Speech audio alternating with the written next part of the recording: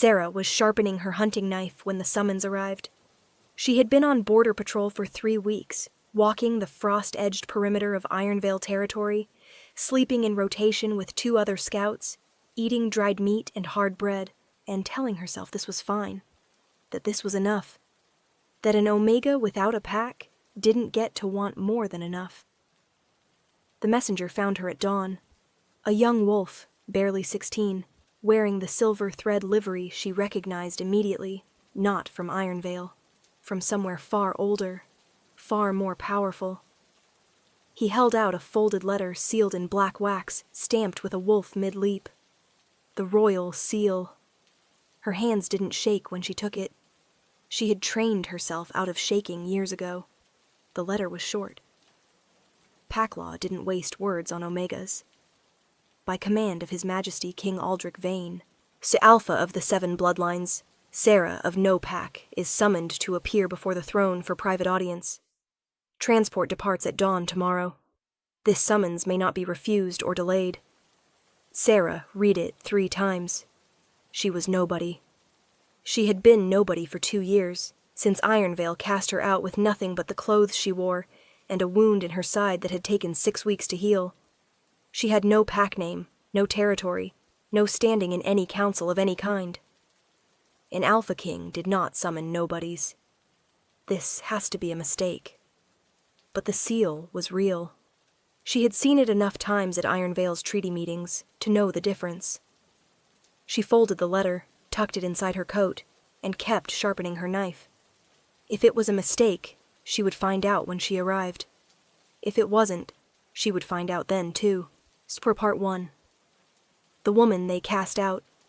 Her name was Sarah, and before anything else happens, you need to understand what kind of woman she was before the summons, before the king, before any of what comes next.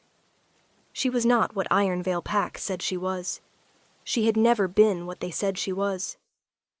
Ironvale had decided Sarah was difficult in her first season among them, and had spent the following 4 years finding ways to prove themselves right.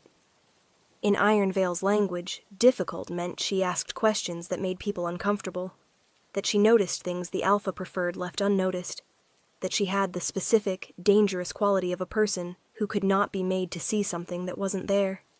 She was 25, the daughter of a wandering Omega healer who had died when she was 17, leaving her with field medicine, in wilderness survival, and the ability to read weather 3 days ahead.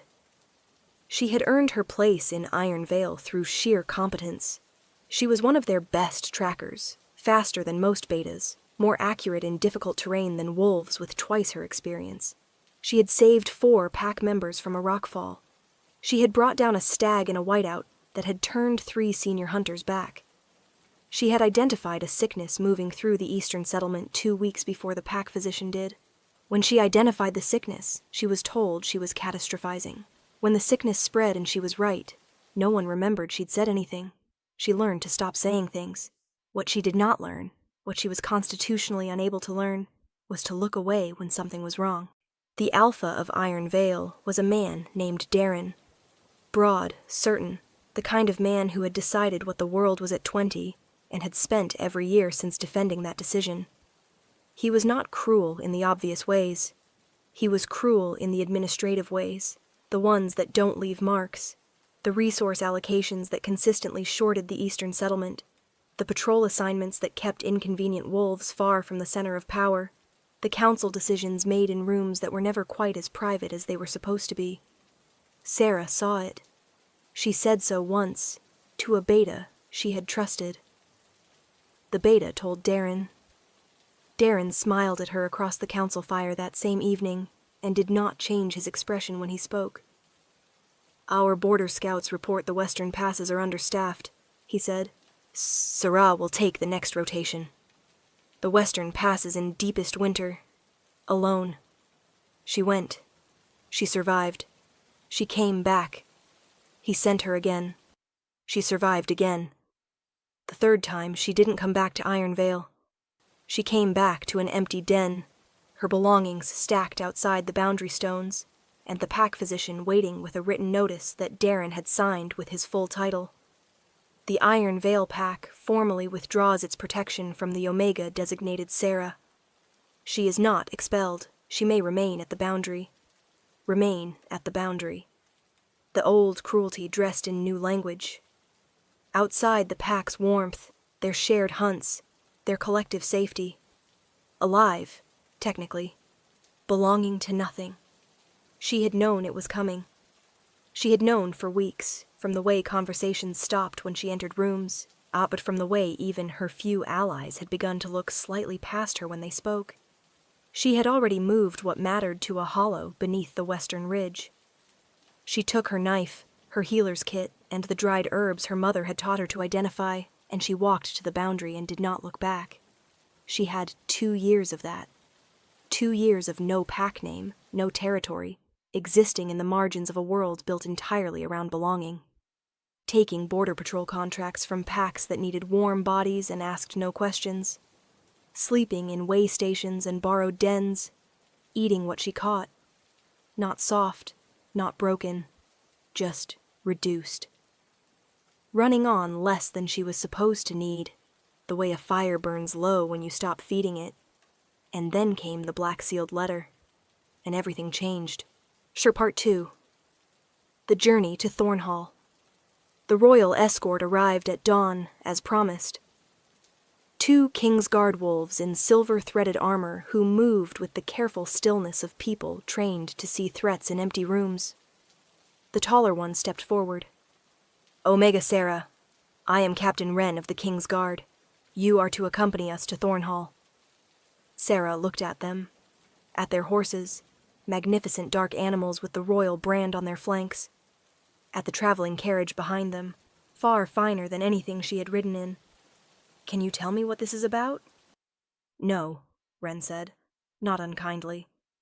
"But I can tell you that the king does not summon people to frighten them. When His Majesty wants someone frightened, he sends different messengers." Sarah looked at her knife, sheathed on her belt. She got in the carriage. The journey to Thornhall took 2 days through mountain passes that she had patrolled herself once, for a pack that hadn't bothered to remember her name. The carriage was warm, which she hadn't expected. Real food appeared at intervals, hot, well-made, the kind of meal that assumed the person eating it deserved to be fed, rather than merely fueled. She ate slowly, and looked out the window at the landscape she knew well from the outside, from the cold side, from the side of someone passing through rather than belonging. On the first evening, the younger guard, a woman named Peter, which was a man's name given to her by parents who had wanted a son and gotten something better, sat across from her and asked carefully whether she had been to Thornhall before. "No." "It's large," Peter said. "It can be overwhelming at first. I just wanted to say so, in case it helps to be warned." Sarah looked at her. "Why are you being kind to me?" Peter seemed genuinely puzzled by the question. "Why wouldn't I be?" Sarah didn't have an answer to that. She had spent 2 years in spaces where the answer was obvious, where the reasons for unkindness were so structural and assumed that no one bothered to state them. She looked back out the window. "Tell me about the king," she said. Peter considered this. "He's fair. He's the kind of alpha who actually reads the border reports instead of just signing them. He asks questions that make people uncomfortable." She paused. "I think you'll understand each other." "I've been told making people uncomfortable is a character flaw." "By who?" "My former alpha." Peter made a sound that was not quite a laugh, but contained the same opinion. "Why, His Majesty would disagree." Wren spoke from outside the carriage, his voice carrying clearly through the window. "He's also been known to hold grudges for roughly 4 centuries against anyone who wrongs someone under his protection." "That's reassuring and terrifying simultaneously," Sarah said. "Yes," Peter agreed. "That tracks." Part 3. Thornhall. Thornhall was large. That word was insufficient, but it was the only one she had at first approach. The royal seat of the 7 bloodlines had been built over 6 generations, each one adding to what the last had considered complete, until the result was something that had stopped resembling a fortress and become instead a place, sprawling across the high ridge, its towers lit amber in the evening light, Its lower reaches thick with the activity of a settlement that housed perhaps 3,000 permanent residents. Wildflowers grew along the approach road. Someone had planted them deliberately, in between the formal hedgerows, pushing through the careful geometry with cheerful disregard for the plan. It made her smile before she could stop it. The docking of the carriage took some time. She was escorted through a series of gates and checkpoints with practiced efficiency. Not unkind, not intimidating, simply thorough.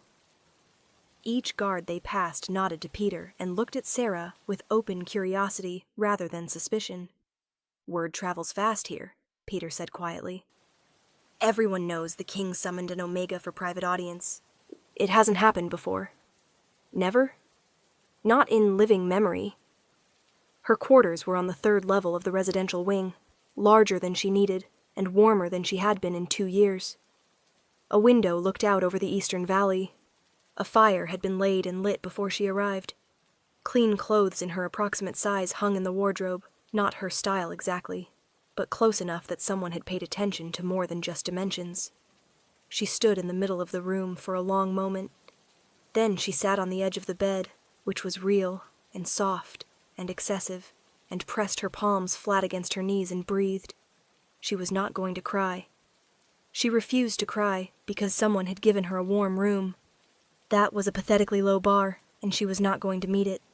She breathed until the tightness in her chest settled back to its usual dimensions. A knock at the door. She opened it. A wolf she hadn't seen before stood in the corridor. Older, with silver at his temples and robes that indicated rank without performing it. He had the eyes of someone who had seen a great deal and retained the capacity to be surprised by it. "Omega Sarah, I am Lord Council Davan, advisor to His Majesty. I have been asked to prepare you for your audience tomorrow." She let him in. He asked questions. Thorough, careful, precise. Her background, her training, her time at Ironvale, her years on the border. He did not comment on any of it. He listened the way people listen when they are assembling a picture rather than confirming a prejudice. At the end, he was quiet for a moment. "Tomorrow," he said finally, "you will learn why His Majesty has summoned you. What you learn may change your understanding of events you believed you already understood." "I've had enough surprises recently." "One more," he said. "I believe you'll find it worthwhile." He left. She sat by the fire and looked at the flames and tried very hard not to think about all the ways this could still be a trap. Part 4. The Throne Room. The king's throne room was not what she expected. She had imagined the usual performance of power, high ceilings designed to make people feel small, cold stone, elaborate displays of military achievement. What she found instead was a room that felt, strangely, like a library that had grown ambitious. Books lined the walls between tapestries. A fire burned in a hearth large enough to stable a horse. The ceiling was high, yes, but the light that came through the tall windows was warm, morning light without the architectural cruelty of spaces built to intimidate. King Aldrich Vane was standing at the far window when she entered. He turned, and she had a moment, just one, to see him before the political reality of what she was looking at reasserted itself. Tall, but not in the performing way of men who've been told their size is their power. Dark-haired, with the kind of face that had been lived in rather than merely occupied. His pack-mark, the 7-wolf sigil of the royal bloodline, was visible at his collar, amber against his skin. He was younger than she had expected.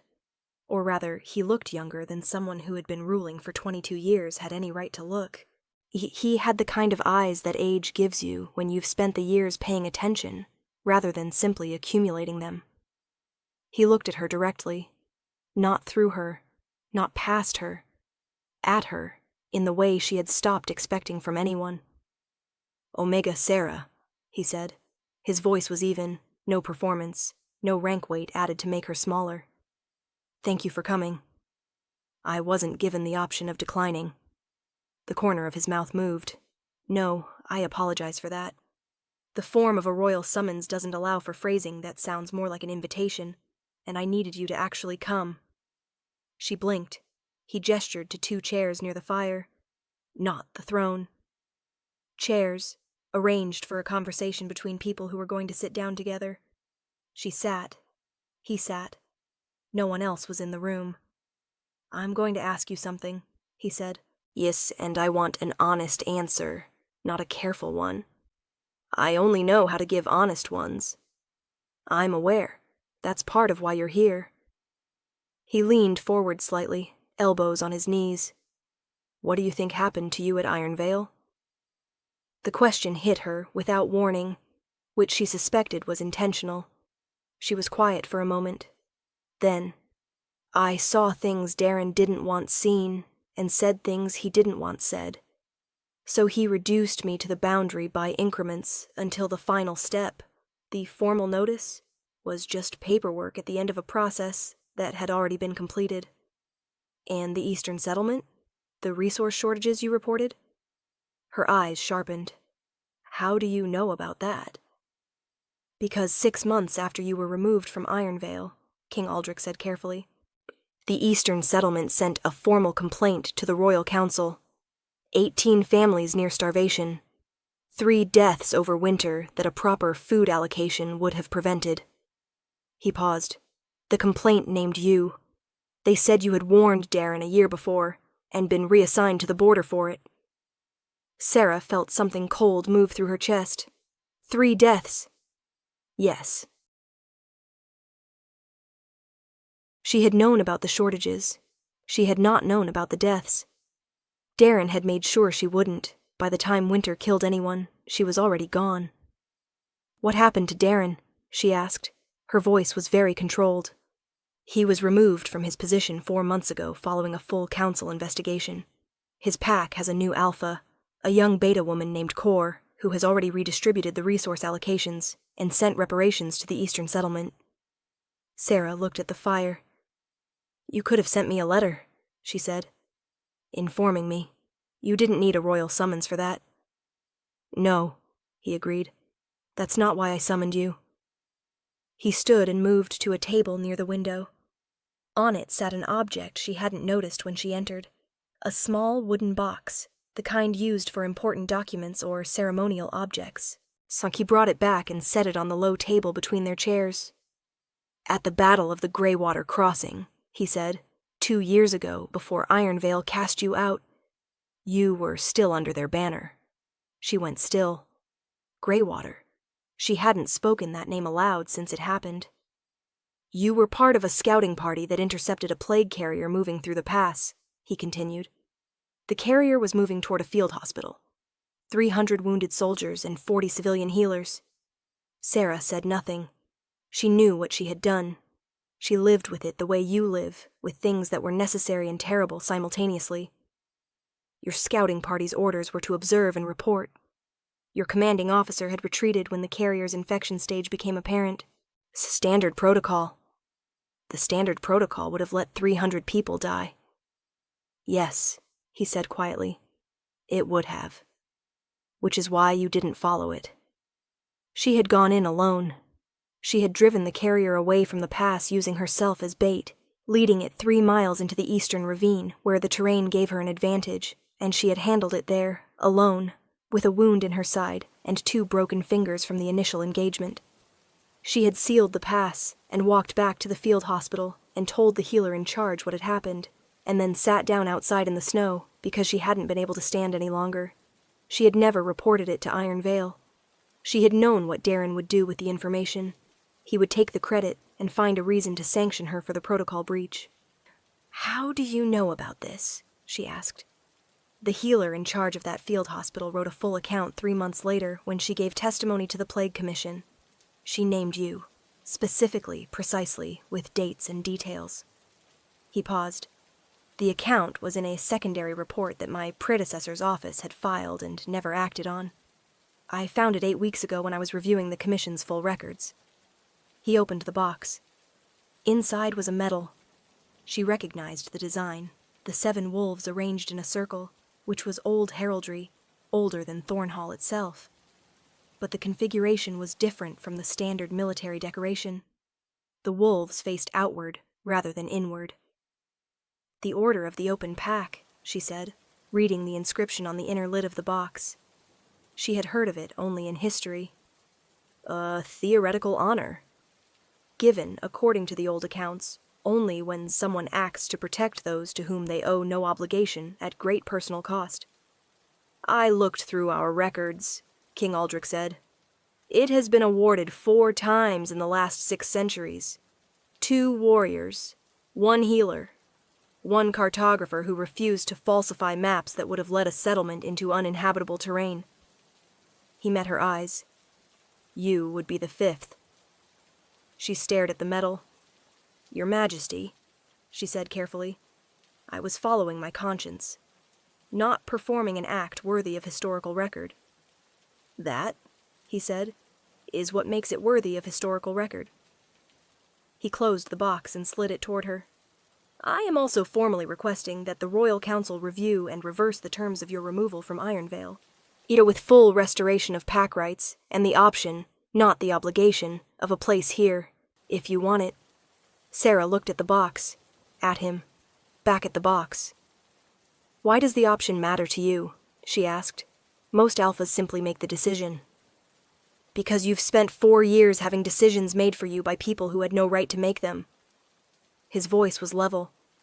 You're not a resource to be allocated, Sarah. You're a person with a will and a preference. The option matters because you matter. The room was very quiet. She had not cried in 2 years. She had trained herself out of it in the first difficult months, in the cold, in the way stations, in the hollow under the western ridge. She was not going to cry now in a throne room in front of a king who was watching her with the careful, steady attention of someone who understood that presence was more useful than comfort. She breathed slowly, once, twice. I have a question, she said. Ask it. The people in that field hospital, the soldiers, the healers, did they all survive? All 340 of them, he said. Most returned to active duty. 7 of the civilian healers trained others who went on to treat plague survivors across 4 territories. He paused. Their survival had consequences that extended well past the original numbers. She nodded slowly. She had not known. She had not had the standing to ask, after Greywater. She had not had a pack to bring the information home to.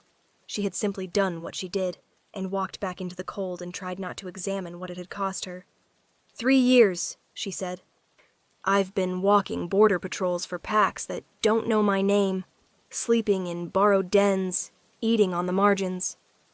Yes, he said, and I am sorry for that. Not as the king.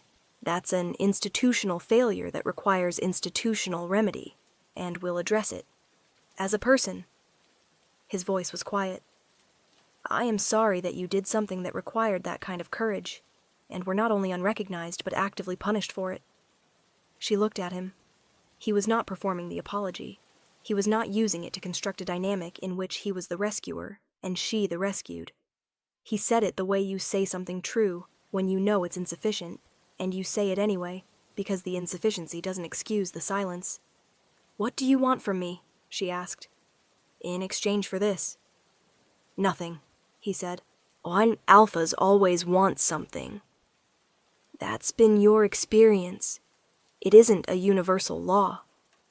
He leaned back slightly, and for the first time she caught something beneath the careful steadiness of him. Something that was tired in the way that people are tired when they have been doing an enormous thing for a long time without anyone noticing the weight of it.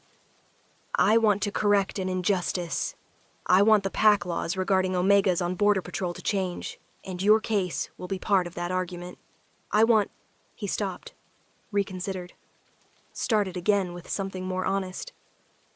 I want to know people like you exist in the world and are not being wasted in way stations. She was quiet for a long moment.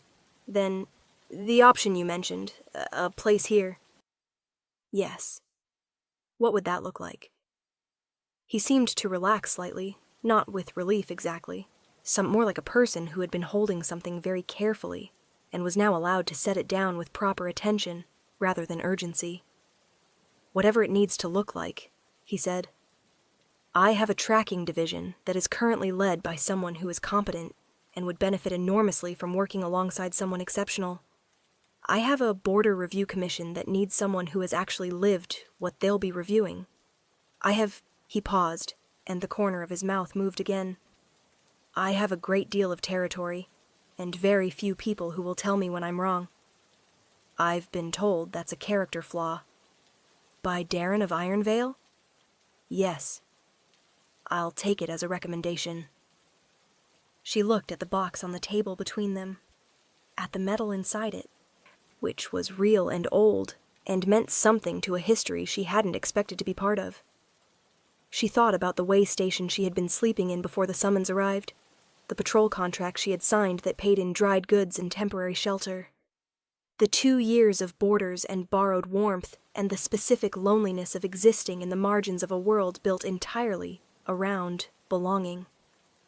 She thought about the field hospital, and the 340 people, and the 7 healers who had trained others who had saved others, consequences extending outward from a single decision made alone in a pass, in a blizzard with 2 broken fingers, and a wound in her side. Small actions, long shadows. I'm not easy, she said. I should tell you that clearly. I notice things that make people uncomfortable.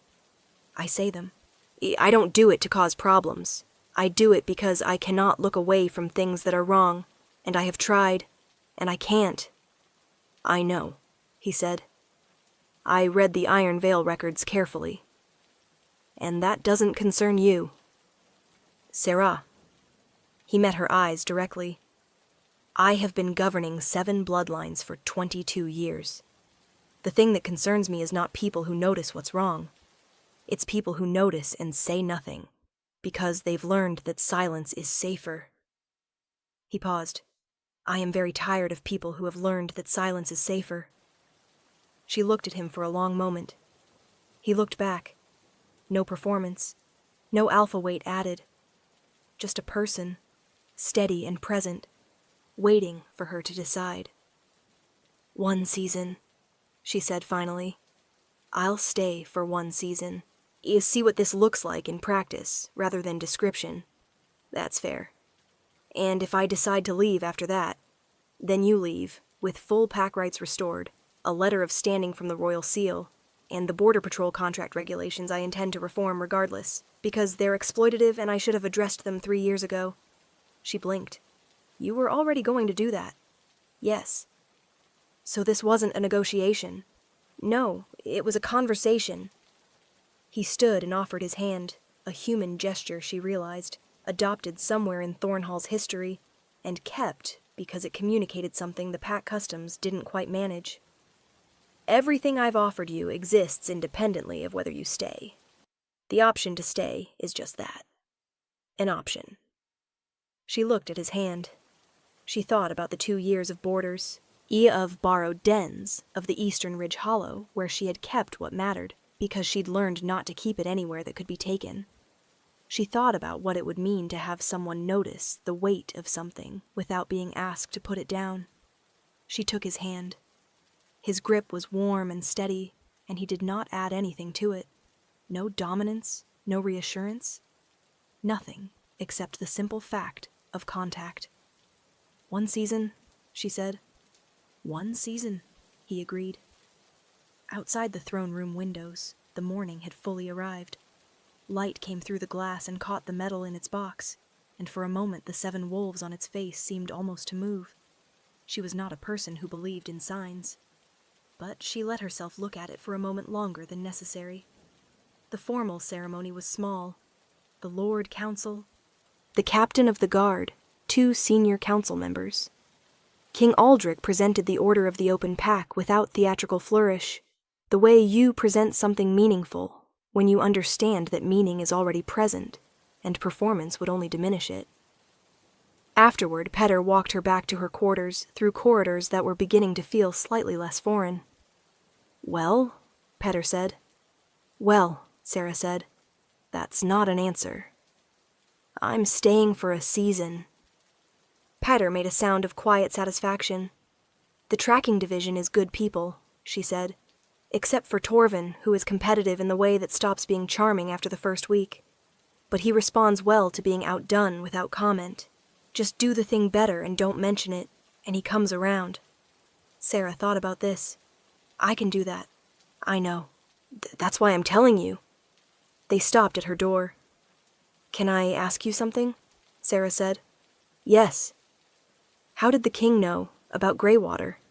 He said he found the healer's testimony in a secondary report, but he said he'd been reviewing those records for 8 weeks. That's not something you do without a reason. Petter was quiet for a moment. He grew up in the border territories, she said finally, before he became king. His mother was from a small pack on the eastern ridge. He knows what the margins look like from the inside. She paused. He's been reviewing those reports because he's been looking for the names that got buried. People who did necessary things and were never acknowledged because the systems that were supposed to see them were looking somewhere else. Sarah stood with her hand on the door. He's been looking for people like me. He found quite a few, Petter said. You're the first who ended up here for a private audience, but the others have had their records corrected, their sanctions reviewed, their patrol contracts renegotiated. She shrugged. He doesn't announce it. It's not the kind of thing he does for the credit. Sarah opened her door, stood for a moment in the threshold of a warm room with a fire and a window and food she hadn't needed to track herself. Petter, she said. Yes? Thank you for the kindness on the journey. Petter looked at her with the expression of someone who still, genuinely, did not understand why it would require thanks. Of course, she said, as if there had never been another option. Sarah went inside and closed the door. She sat in the chair by the window, and looked out at the valley below Thornhall, at the forests she knew from the outside, from the cold side, from the perspective of someone passing through. The medal sat on the table beside her. She did not pick it up, but she looked at it for a long time. She thought about the field hospital and the blizzard and the 2 broken fingers.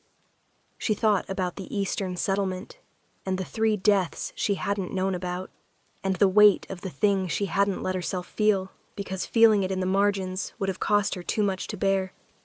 She let herself feel it now. The loss of 4 years. The specific grief of being good at something in a world that had decided she wasn't. The waste of it, not self-pity, just clear-eyed accounting. The waste of what she could have been doing, what she could have been building, if Darren of Ironvale had been a different kind of man. She felt it completely, the way she hadn't let herself, and then she let it settle. Not disappear, not be fixed, settle. The way sediment settles in water that has finally been allowed to be still. Outside the light moved across the valley. 1 season, she had said. She looked at the metal, at the window, at the door through which Pater had walked away with the easy, unperformed kindness of someone who had been raised to believe it was simply what you did. 1 season, she thought, and then we'll see. She had done her duty in a blizzard with broken fingers and no one watching. She had reported what she saw and been punished for seeing it.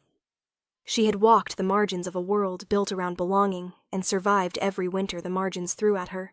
And then a king had read a secondary report in an archive that no one had bothered to look at in 3 years, and had read her name, and had sent a black-sealed letter to a way station on the border. That is how justice works sometimes. Not in declarations, not in ceremonies, in someone deciding to read all the way to the end of the report, in someone deciding that the buried names deserved to be found. Sarah had done what was right without knowing how much it mattered. Now she was going to find out.